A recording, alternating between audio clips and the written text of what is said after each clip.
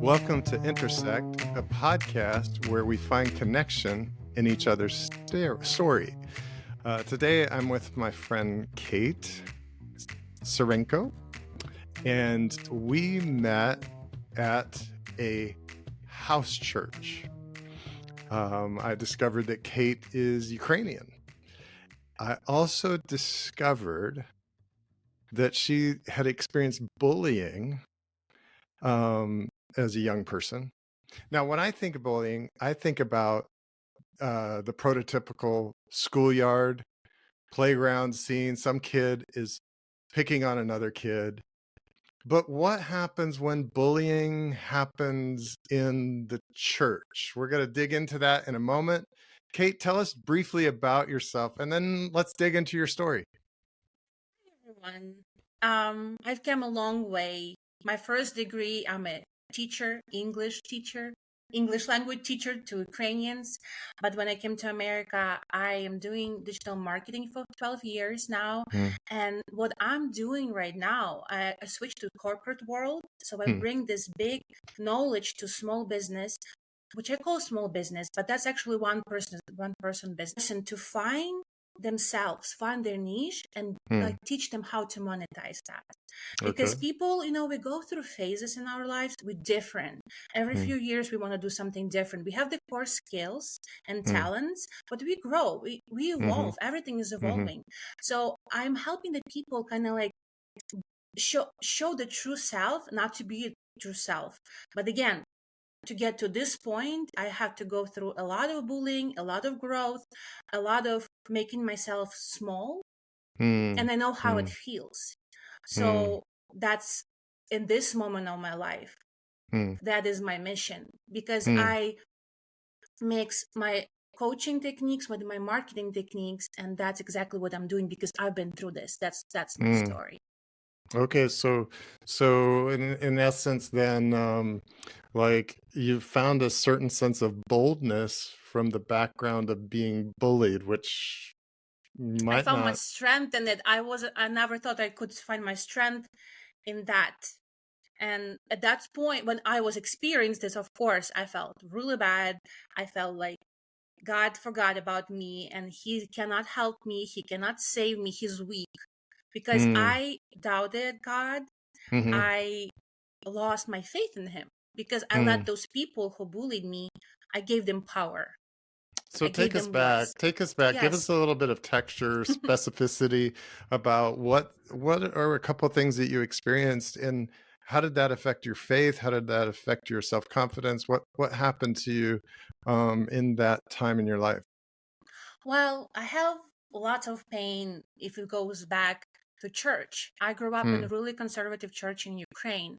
Okay. To the point like I couldn't even walk in a church, just walk to the church inside of the building and change. I couldn't walk in my pants. I had to wear a skirt.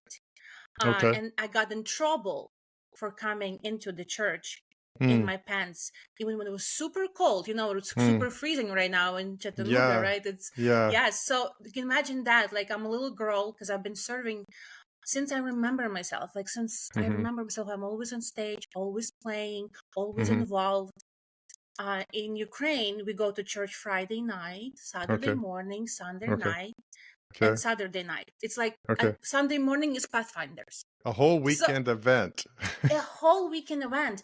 And I went to school in the morning and music school at night. So think about this, me. Since like 8 or 9, this is my life. Every week, school in the morning, music school at night, and the whole weekend is church dedicated. So I had Yeah. no childhood.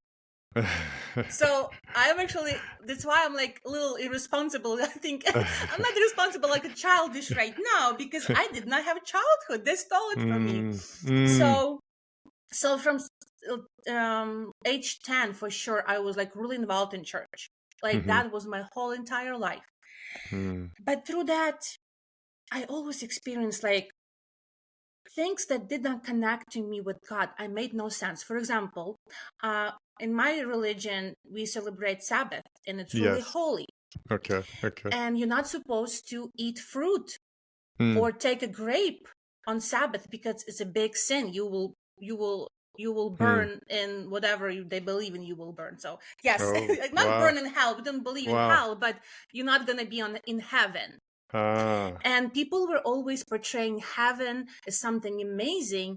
And I realized, wait a minute, if my God is that mean, I don't Yeah. want to go to heaven. If he won't let me eat a grape on my day of worship, he must not Yes, be that grape. exactly. Oh, that's a good one. That's Sorry. a good one. Yes. Like, I don't want to serve him. I am tired. I don't want Hmm. to be in heaven and like so my all day work. Sabbath for me was a work day, not a rest day.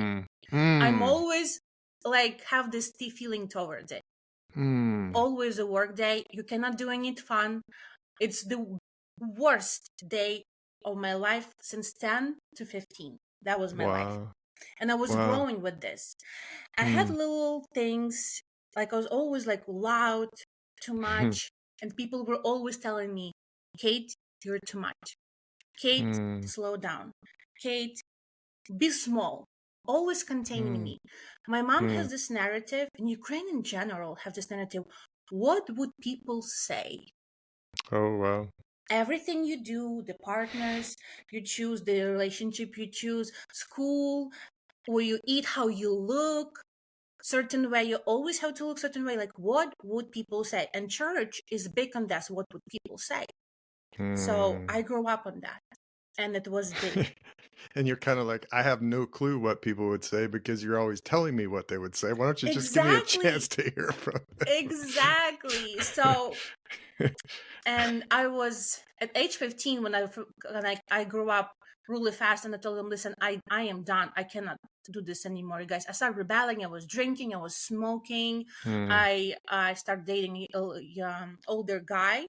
Hmm. He was from church, but from Hmm. different church. I called cool church Oh, because they were yeah. like, I'm I'm like, here today to represent Cool Church. My best I see attempt. that. No, exactly. No, I definitely see this as a cool church. So he was from cool church, and that was the first time I actually saw God.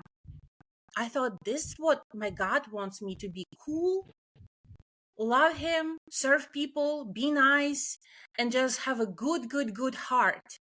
That's Hmm. all he wants me to do. Not to eat, not to wear jewelry, not to wear Hmm. skirts. Like, you have to always like do those things. That's like, that's not my God. And I Hmm. always was rebelling against that. Hmm. That is not my God. So when I Hmm. met that guy, I'm like, whoa, God is cool. Okay, let's see Hmm. that, you know? Hmm. Okay. So that was like the whole chunk of my childhood. I was growing slowly, hating church as institution, Yeah. putting me in the box, Yeah. making me small, Yeah. and not explaining why I have to. They never explained it because, Hmm. Just just do it because we because. say so. Yes. So You that know, it's was my. interesting because um, years ago when I was serving in Wyoming, I had a kid. He he stole a credit card number off an expired credit card to Ooh, call a porn line. I had stopped at the jail and to make a visit. I asked this guy if he wanted to come in. He's like, "No, I'm just gonna stay in the car." And so he got this. He didn't even take the card. He just scribbled down the number while I was in there, and then a few weeks later, I start getting these messages like, this card was used to call and you're going to get a bill for this much. I'm like, and it was like so wow. bizarre. And then I looked at the phone number. I was like, that phone number looks familiar. And then I realized like it was from his house. And we had already approached him because he had made some calls on the church line. Okay. So Wow. this took me down a path of trying to learn about addiction. And Mm. when I started studying into addiction, sexual addiction, alcoholism, you name it, I joined a 12-step group for a while. This is what one of the things I learned is that it doesn't matter whether somebody grows up in an alcoholic home or a super controlling religious environment. They both have the potential to create addiction in somebody's life because addiction centers around control. It It, is true. and I can relate to it. I wasn't actually planning to share it today, and I never share it in public but I Mm. have a close relationship with a really close person Mm. of addiction. He was addicted for 2 years. We were like really close, and I Mhm. never experienced, and I never even like thought about it, that he's addicted, that he's actually a Mm. heroin addicted. And Mm. he stole money from me. Mm. He still owes me lots of money. Mm. And I chose to forgive him. That was my boyfriend that I started dating, actually, back Mm. when I was Mhm. 15. Oh, wow. Yes, we were Wow. dating for 7 years. We were like worshiping God. He was telling me like this God idea Yeah. about like God, God, God. And I'm like, and he was my God too, because he was like Mm. older than me. I was worshiping him and everything. And then we came to America together. Mm. And he did lots of trouble, but because I worshiped him and his Mm. God, because his God was cool, I never Mhm. realized like I actually living next to the person who is addicted to Mm. heroin. Mm. And Mm. then one day when I came home, he stole all of my money. Mm. But I was working really hard. I was going to school. I was working really hard. I was working as a living nanny. I was coming Mm. home like for one day, Saturday, just to stay in the town for the weekend. Mm. And he stole all of my money I was collecting for school, for my paperwork, for my immigration, for everything. He went Mm. to Las Vegas Mm. without calling me. Like, he left me. I was all alone in America. Like, I had Mm. no one. I was 19. I Mm. had no one. Wow. And that was so traumatic that Mm. it was my kind of another thing. But I started doubting God. I'm like, wait a Mm. minute. So I was always blaming this on God. Like, Mm. Mm. why did God why did God not protect this person? Like, he was serving you. And so what Mm. happened when this moment happened, that my ex-boyfriend realized, Kate, I actually don't want to serve him. I want to just do the drugs. Like, when this thing happened, like, Mm. addiction is really hard. Mm. I'm not that familiar, but I was so kind of like in denial. I saw little things, but Mm. then I realized, I thought maybe he's tired or something's going Mm. on. I Mhm. was really in denial, and he owes me so much money. I actually reached out to him last Mm. year, and say, listen, you know that you owe me lots of money. I Mm. was choosing to forgive you, but like, listen, I worked so hard for Mm. those money. I'm like, I think you should give it back to me. I felt like this Hmm. is like the right thing to do. I'm like, you know what? Well, okay. It's good to forgive, but I actually want this money back. And the reason, you know what he told me that triggered me so much? He told me another thing. So he overcome his addiction. Again, I'm sharing this. Lots of people know about him, but Mm. at this point, I overcome so much that I do not care. I want to be open, and I don't care what people say. I actually Mm. do not. Mm. So that's another thing what I'm working Mm. towards too. So anyway, I reached out to him, and you know what he told me? Other things. He's like, Kate. So he overcome addiction. Now he's married, Mhm. have a child. He's like all Mm. this, went to Israel, like all of those kind of like proper Mhm. thingies. And he told me, Kate, I'm a man of God. I serve God. I will never have this money, even if I want to, because Mm. God is not about the money. I'm like, like what? Sorry, are we Mm. allowed to PG-13 on your I podcast? might be able to find a beep in there somewhere. I don't know. I have to like I have to, but yeah, yeah. Okay. Okay. No, but I'm telling you, that's another thing. Like, whoa. So if you're believing God, you're God follower, so you're not supposed to have money. That was another thing, like for me, like, whoa, this is just ridiculous. And I'm in my Mm. mission right now. Again, I know jumping from one thing to Sure. another, but we're like all over the place. Mm. But my main mission, how I connect my business with, like, I want to tell people it's okay to have money. God Mm. is giving you everything on this earth, and the Mm. more you get, the more you give. God gives you Mm. talents. You're safe. You have the beautiful blue sky. You have smart. You have brain. You have healthy body. It's a sin not to make money. This is what I believe in right now. If you have Mm. all those things, because the more Mm. you give, the more you get, the more you give. Mm. That's kind of my belief. That's my God at this moment that I have Mm. relationship with. So that's Okay. another thing. Okay. Interesting. So uh that stretches me a little bit. Um and I do find since I moved to this area of Tennessee that there's a lot of prosperity. And I think of one individual in the community that's given significantly to various philanthropic efforts that's built up the community, whether it's local church facilities, Yes. whether there's a place here in town called the Commons that's like Mm-hmm. a gathering spot. They have like farmers markets. They have like the East Tennessee Symphony Orchestra that plays there. And I think about this individual and others like them that have, out of the blessings that they have received, chosen to turn around and bless in such a way that it's benefited the larger community. So I do go like, yeah, it feels like that there are certain people that are gifted to give, you know. Yes. Yes. Not Um, everyone. It's not everyone. yeah. Everybody, I believe that everybody has certain set of skills Hmm. and that's our talents, but that's how we serve. And Yeah. if you can make money, just please go make it and share.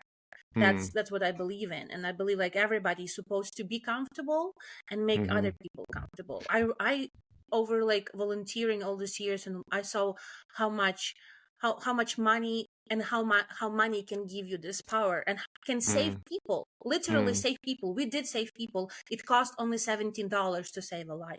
Just think mm. about this. Yeah. And Yeah. when you put that price tag on someone's life, you're like, whoa, Hmm. money is actually cool. It's not evil. Which again, I wouldn't overcoming this through my own life, because in my church where I grew up, money is evil. Like you have to be humble and poor, and Mm. that was So another. there's this thread. I mean, you were bullied. I Yes, remember when we were preparing for this podcast, you yes, shared a little vignette about a mm-hmm, ring. A yes. ring. What's the connection between that experience with the ring? Is there any connection there, and this idea of you realizing, no, we can actually maybe seek to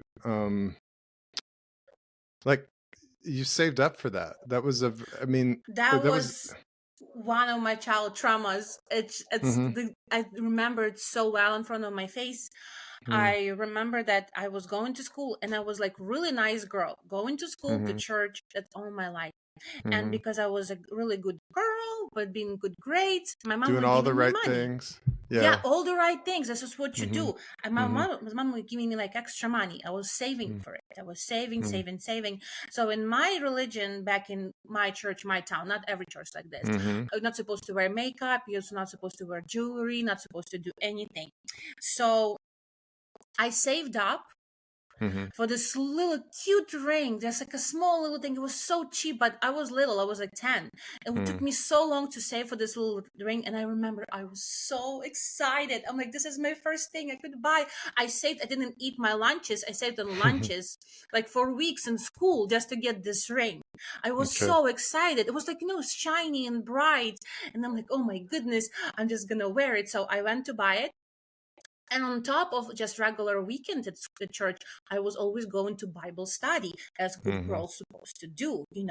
So I'm mm, like so excited. I'm gonna go to Bible study on Wednesday to the pastor's house, and I put the ring on, and I'm so excited. I'm going in, and then Pastor Wives greets me. She's like, Kate. mm, And I don't know, maybe they have some kind of radar or something. It's like, Kate, oh, what is this, Kate? I'm like, mm, oh my gosh, look at! I was so excited. I can remember it's my first time. Like, I got this ring. I saved money. She's like, and she looks at me like, oh, that's incredible. Oh my gosh, I mm, love it. Oh my goodness, can I see? mm, And I am like this child with all the trust into mm. adult authority to the You wanted godly to person. you wanted to share what you'd say for. You wanted her to Exactly. experience with you the joy, and her presenting reality to you was like, this is exciting. This is exciting. She looks at me like, oh my gosh, can I see? I'm like, yes. Mm, So she takes the ring. She's like, hmm. She looks at me and she just crushes that ring in front of me, just looking at me like this. mm, mm, I I froze. mm. I all what I it was that's by it was so cheap because it was like made from, not from metal, it was made from Okay. plastic or whatever. Yeah. And she's like, okay, you can go now. You can go to the room and then let's pray. And I'm like, I don't want to pray.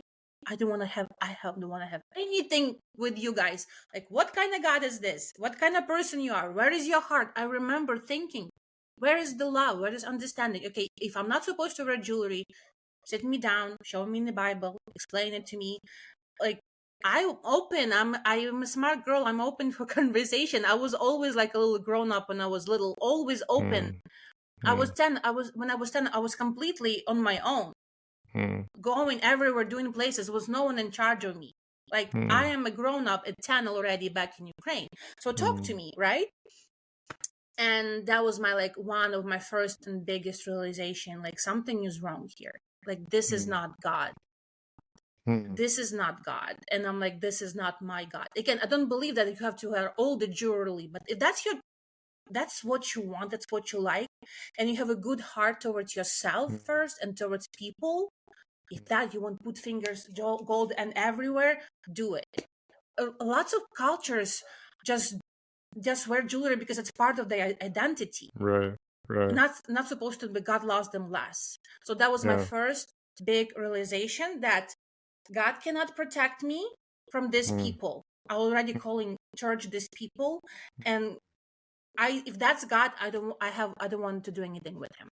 So that was my first realization. Wow. It's So really this, important because then when I experienced bullying when I was grown up already, it triggered all the past little traumas. Okay. That's no, church cannot protect me. God cannot protect me. Like, he's not powerful enough. So I should seek and just trust myself only, because so far I didn't let myself down.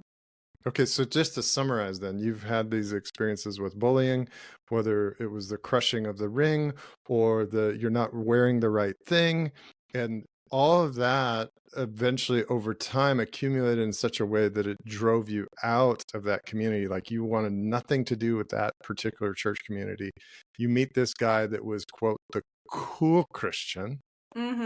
But oh wow, yeah. balloons. So you say cool Christian, they have balloons. I don't know. Like, Riverside has a mind of its own at times. Anyways, so you meet this guy. What he's experiencing, who he is, becomes attractive to you. He almost becomes like a god to you. Then you find out your God is fallen and frail too, and he's battling a heroin addiction, and he does all this bizarre stuff. Then he, quote, comes back to God, and then he leverages God in a weird kind of way to say, well, I can't make right on the money that I took from you because and this has the same kind of off-putting texture as the crushing of the ring, but just in a different way. Yeah. Again, like, God cannot protect me. That's like the biggest thing that was going through the church. So God protecting you, whether it's from a heroin addict boyfriend or a ring crushing pastor's wife, like, where the hell are you, God? Exactly. Like, and then if we move to the story with bullying, it's when everything kind of like come to conclusion, like circle, just like, like whoop, because I realized, like, this is it. I am done, and I don't want to be with you guys anymore, because I was always involved in church. Even I was always trying. So I was in Chicago. When I was in Chicago, I used to be in charge of all the music and church. We started like from 10 people to 100 people they have right now, because we started the church, and I was like for 7 years. And that was another story. I was always like, was in the Slavic community, and it was ridiculous. I remember that. So I was only one at that point that has my own apartment. I was making money. I was doing marketing. I was traveling. No one knew what I'm doing. How old are you at that time? It was my 20s, my early 20s. Okay. So no one knew what I'm doing for a living. I was always quiet because I know they will kind of judge me, because you're not supposed to make money. So I always humble. I never tell them what I'm doing. I was working in a restaurant. I was a waitress. I was like, keep the dough on the down low. Exactly. I did work 2 shifts in the restaurant, so, but then I was living my best life. I was traveling for work. I made money, and I Mm, had my own apartment, 1-bedroom apartment in Lincoln Park, which is a really cool area by the lake. It was mm, the only one person who has their own place. So mm, I was inviting people every Sabbath for lunch, for game nights, trying to get mm, community together, all of these things. So I have the guys over, and I remember the thing, I invite them, I give them like everything, like my house, everything. They were like really poor, just came to America, have mm, no money, no papers. They were just struggling so much. Now they're doing really well. mm, But before they had nothing. And I mm, invite them. So this guy come to my place.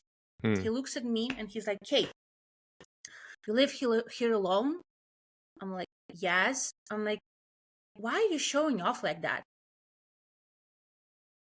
I'm like, excuse me? Like, you can live humbly where we live, like with like some like really cheap area, like some like just far mhm, from the town. I like life. I like networking, be with people. No, mhm, again, put yourself small, make yourself small. First of all, you're a woman. You need to get mm, married. Like you can't live on your own like this, make mm, money like this.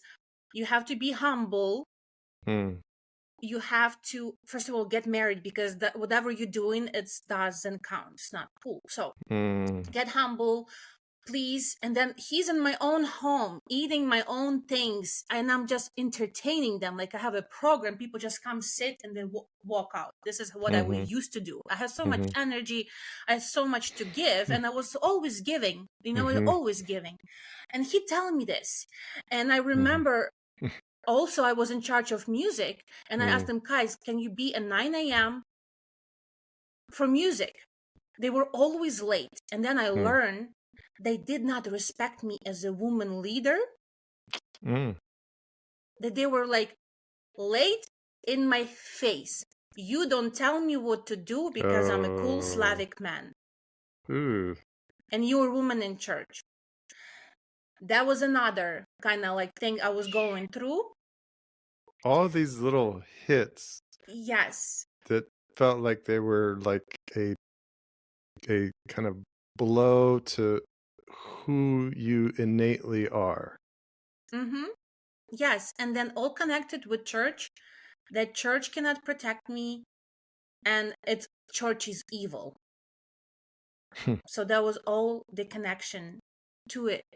And when I say to them, to these people, my community, that I want to move to Los Angeles to pursue my dreams, I had a job offer. Mhm, They were like, Kate, you as a single woman leaving your mm, life behind, going to Los Angeles. No, no, no, no, it's scary. mm, Don't do it. Like they were always telling me again, be small. You're not good enough.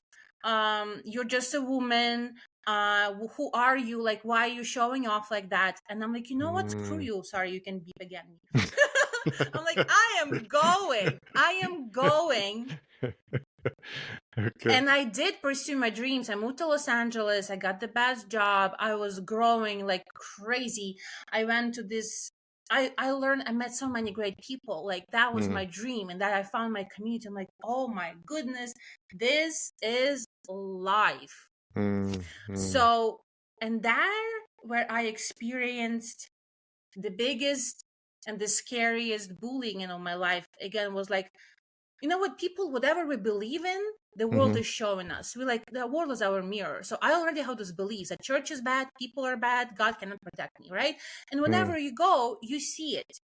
Sometimes mm, maybe the world is not like this, but you attract, I believe you attract like the world is mirroring you. So the mm. world was mirroring me because I had those beliefs already. So you have this So internal narrative going, yeah. and it's like you're almost more aware of whatever's going to reinforce that narrative than aware of the other things that God may be doing in your experience. Or it's like when you buy a red car now, all of a sudden you're seeing red Hondas everywhere. Yes. Yeah. That's exactly what's going on. And I do believe in that. And I was building this through years of my Hmm. own experience. Hmm. So that was helping, like not helping, but like that was my life. And when I Hmm. experienced my biggest bullying is, again, I went to the new church. It was new community that they have no music worship. I'm like, guys, let's do music worship. Let's just spice this world up because the church looks like someone's dying here all Saturday. Like, let's do something cool. So we No. start doing something cool. You know, we got the youth at the church. The church started like growing and having fun. It's like you feel it, the energy changed. So I always on stage, I was always doing something. And there's this person that apparently didn't like what I'm doing because for some reason she thought that I am seducing the men in church. I'm like, interesting, because the way I just do my hair, and so this is already too much.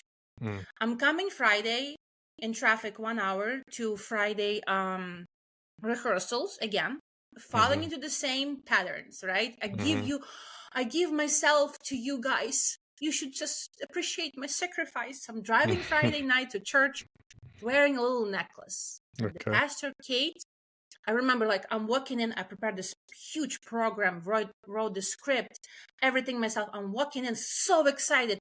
And pastor looks at me like, Kate, Ding, ding, ding. ding, ding, ding, take your necklace off. I'm like, are you serious, guys? Please stop. I'm already, it's already triggered. You know, when you're building this up, it's triggering. If I wasn't triggered like this, I'll just take it off and whatever. I just do my things. I did this when I was little, but when it's building up, this is triggered. I'm like, this is ridiculous. But okay, so I'm a good girl. I take it off, put it away. But again, I feel internal feeling. Oh, that was like a big fire inside of me. So you went from being excited, you're coming in, Yes. gonna have a great experience. He says, can you please take off the necklace? Maybe not even please, just take off the necklace. No, he just pointed it. He just pointed on my neck and without even saying anything. But why I'm saying it, because it's podcast, so people might be listening. Yeah. But he just blindly just showed it like in my face, Kate, seriously, like you should know better. Yeah. The finger pointing to the little offense. Yes. And then all of a sudden, like, your moment of joy went to a moment of like again anger, frustration, trigger. I'd like to rip his head off. What? Just no, I'm like, again, like, no, again, wait, excuse me, guys, you don't concentrate on what's important. What's important is my heart. What's important, what I do for God and for people. Jewelry is not the most important thing. And I think whatever background of faith people come from, it's not uncommon to have experienced some sort of trying to stifling or you know, I mean, some people grow up and they have an amazing childhood, an amazing faith journey in their family or whatever, or their church, and then there's many that relate to this. They go like, yeah, I know what that's about. I remember you know, my own grandmother one time said to me, as I had a pair of khakis and I was going to be headed to church and a button-down shirt, and she's like, you're going to wear that to church? And wow. It just was like, and I knew that she loved me. We had a great relationship, but it has that capacity when we feel like we have to be each other's kind of spiritual guardians or Holy Spirit for each other or policemen. It can end up shutting people down rather than opening them up to what God would want to do. Yes, and that's exactly what I was going through, and I try to like see this as my mission right now. I want to lift people up, and I want to accept every person, no matter what they believe in, what just no matter what, like, just I want to see your heart, and I want to lift you up, and I want to show the whole world who you are, and show the best part of you, and do not be afraid, because people will always be talking, and some of my clients are afraid to go on internet. They're afraid to speak in front of camera because of accent and make mistakes and stuff, and like, oh, what would this person say? I'm like, does that person pay your bills? No. So please don't ever think about that person. Concentrate on the value that you give to this world. Concentrate on who you are. That's kind of, I'm connecting this kind of church experience through my business. It's like a mission of mine. So I'm feeling a couple episodes here, and I think what I want to do at this point is say there's more to Kate's story, obviously, than meets the eye. And we're going to do a little wrap here, and then we're going to come back for next week's episode. But Kate, where we've been so far, what is the big takeaway as you've been telling your story? What do you feel like is the big takeaway in this first chapter? And then we're going to hear chapter 2. The chapter 2 is actually when the real life threatening happened, and I never was worried for my life. It was the first time I was worried for my life. And I'm like, okay. Wow, how I never thought I could experience that. So that's, yes, from this takeaway. So let's say like I've lived only through this part of my life. What's your takeaway? From my takeaway is, do not close down your heart. It's really easy. I wish someone told me, like, Kate, be more loving, be more forgiving. Do not close your heart on people, on our God, because we leaving myself really in anger, really upset. Like, I gave my best years, 20 years at that point, since I'm 10, right? Yeah. My best years to church. And that's how I see it. Like, and then that's what I get in return. I was not waiting for anything in return, what it get to me. But like, I don't want to be bullied in return. I don't want to be like this. So my first takeaway, do not close your heart. And God is stronger than that. And he can help you to kind of like calm down. It's okay. It's just people just mirroring you. People are not bad.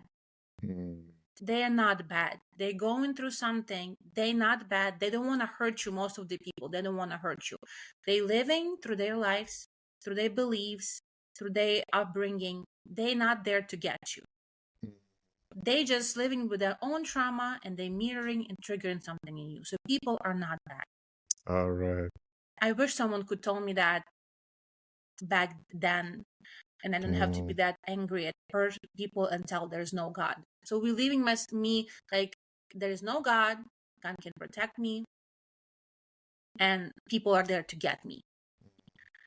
Letting go of those lies. Letting go of those lies. And so as we wrap today, may you discover, even though your circumstance have said otherwise, may you discover that God truly is for you.